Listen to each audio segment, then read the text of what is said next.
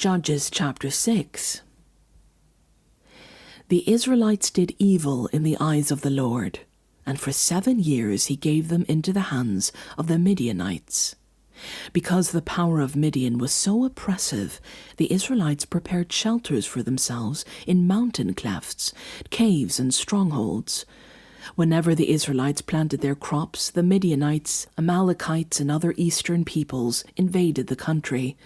They camped on the land and ruined the crops all the way to Gaza, and did not spare a living thing for Israel, neither sheep, nor cattle, nor donkeys. They came up with their livestock and their tents like swarms of locusts. It was impossible to count them or their camels. They invaded the land to ravage it. Midian so impoverished the Israelites that they cried out to the Lord for help.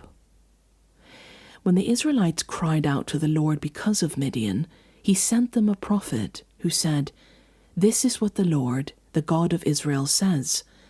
I brought you up out of Egypt, out of the land of slavery. I rescued you from the hand of the Egyptians, and I delivered you from the hand of all your oppressors. I drove them out before you and gave you their land. I said to you, I am the Lord your God. Do not worship the gods of the Amorites in whose land you live. But you have not listened to me."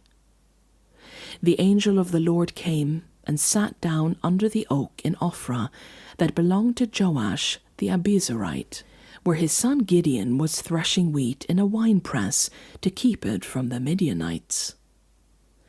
When the angel of the Lord appeared to Gideon, he said, "The Lord is with you, mighty warrior." "Pardon me, my lord," Gideon replied, "but if the Lord is with us, why has all this happened to us? Where are all his wonders that our ancestors told us about when they said, 'Did not the Lord bring us up out of Egypt?' But now the Lord has abandoned us and given us into the hand of Midian." The Lord turned to him and said, "Go in the strength you have and save Israel out of Midian's hand. Am I not sending you?" "Pardon me, my lord," Gideon replied, "but how can I save Israel? My clan is the weakest in Manasseh, and I am the least in my family." The Lord answered, "I will be with you, and you will strike down all the Midianites, leaving none alive." Gideon replied, "If now I have found favor in your eyes, give me a sign that it is really you talking to me. Please do not go away until I come back and bring my offering and set it before you." And the Lord said, "I will wait until you return." Gideon went inside, prepared a young goat, and from an ephah of flour he made bread without yeast. Putting the meat in a basket and its broth in a pot, he brought them out and offered them to him under the oak. The angel of God said to him, "Take the meat and the unleavened bread, place them on this rock, and pour out the broth." And Gideon did so. Then the angel of the Lord touched the meat and the unleavened bread with the tip of the staff that was in his hand. Fire flared from the rock, consuming the meat and the bread, and the angel of the Lord disappeared. When Gideon realized that it was the angel of the Lord, he exclaimed, "Alas, sovereign Lord, I have seen the angel of the Lord face to face." But the Lord said to him, "Peace, do not be afraid. You are not going to die." So Gideon built an altar to the Lord there and called it, "The Lord is Peace." To this day it stands in Ophrah of the Abiezrites. That same night the Lord said to him, "Take the second bull from your father's herd, the one 7 years old. Tear down your father's altar to Baal, and cut down the Asherah pole beside it. Then build a proper kind of altar to the Lord your God on the top of this height. Using the wood of the Asherah pole that you cut down, offer the second bull as a burnt offering." So Gideon took 10 of his servants and did as the Lord told him. But because he was afraid of his family and the townspeople, he did it at night rather than in the daytime.